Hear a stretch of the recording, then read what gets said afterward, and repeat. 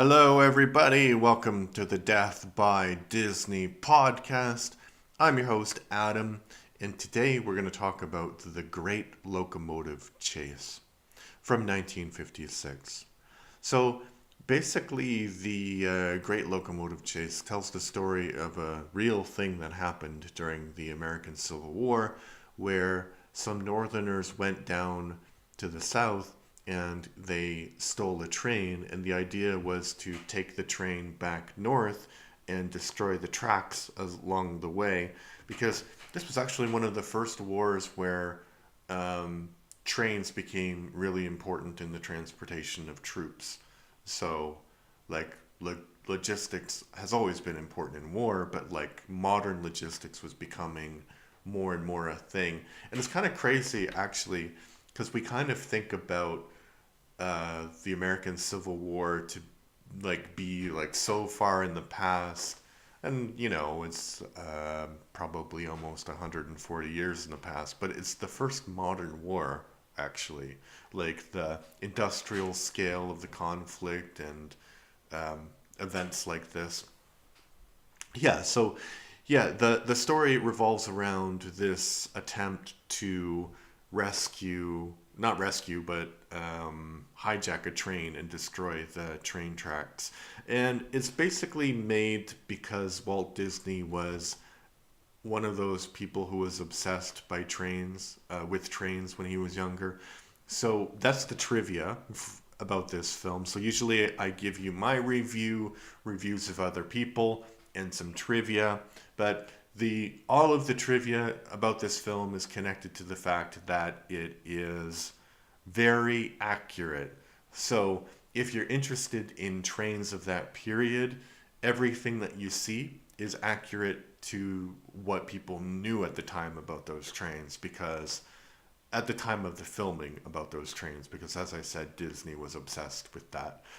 The film is not a success artistically or commercially, but it was definitely a passion project of his. And usually I also give you reviews of other people just to get a kind of a balanced view, but there's not a lot of reviews, honestly, and most of them are generally positive.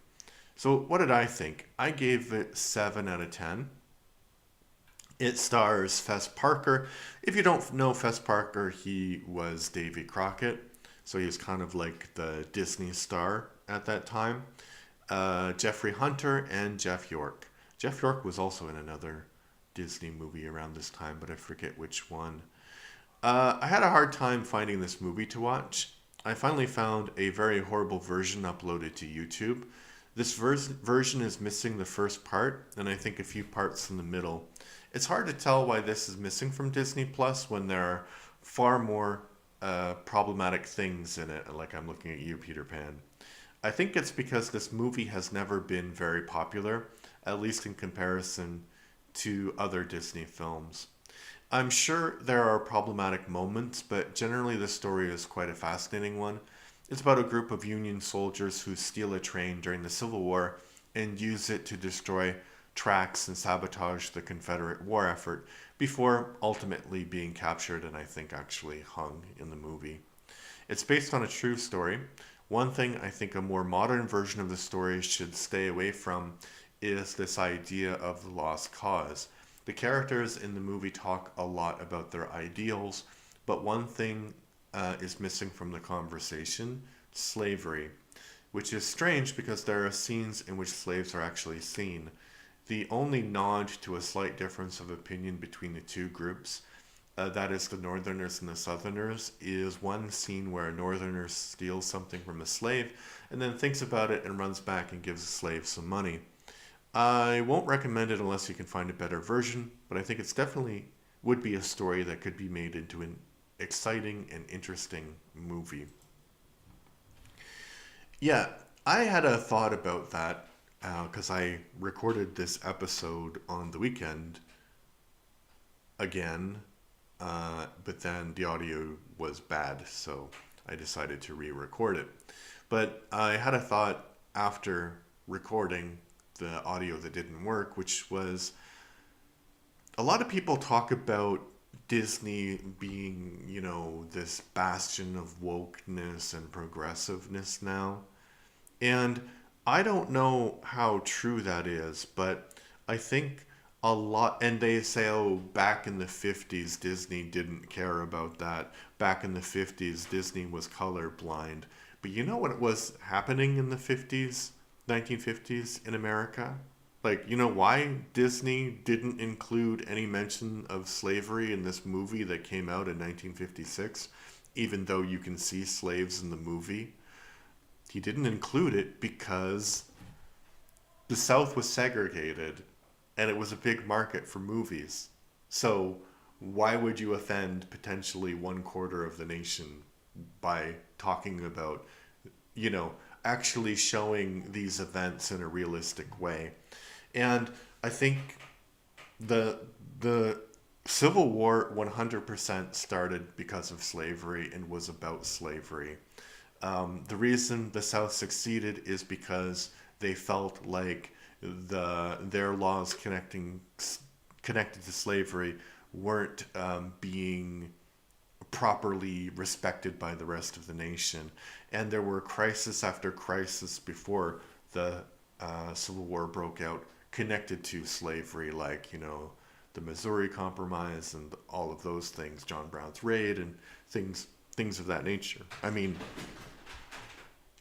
things of that nature, meaning that slavery was the defining question of American life until the Civil War.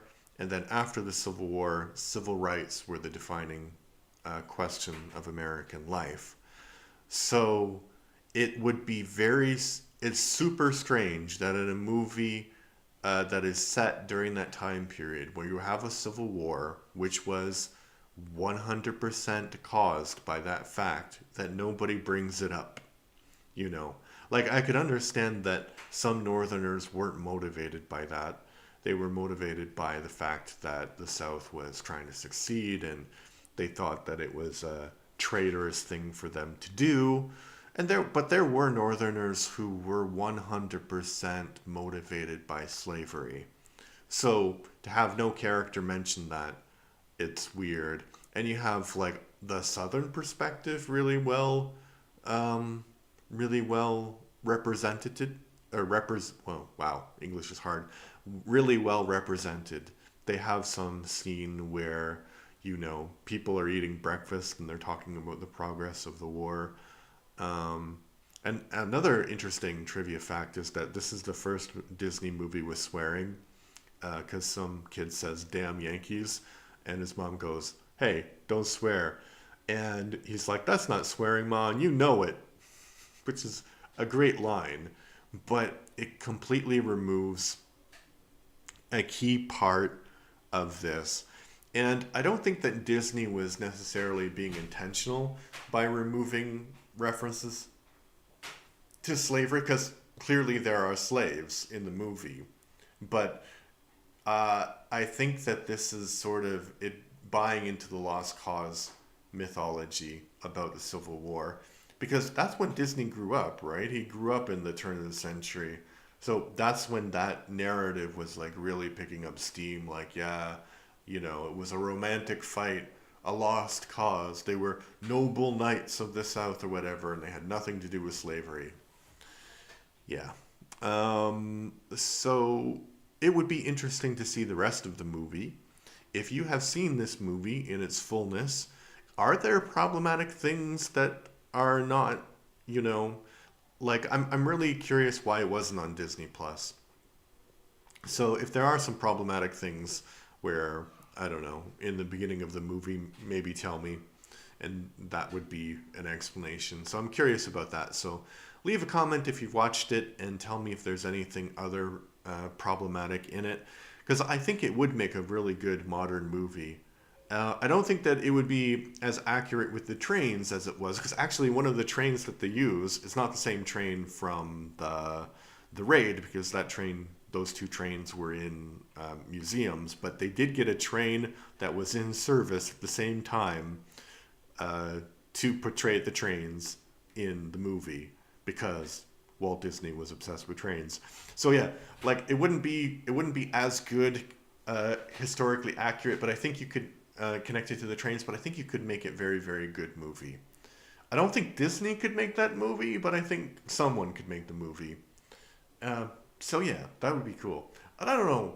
I think probably the demographic that loves trains is probably underserved right now in American and international cinema. But what do you think? Should it be a remake? Let me know in the comments. Please like and subscribe, and thank you. Bye bye.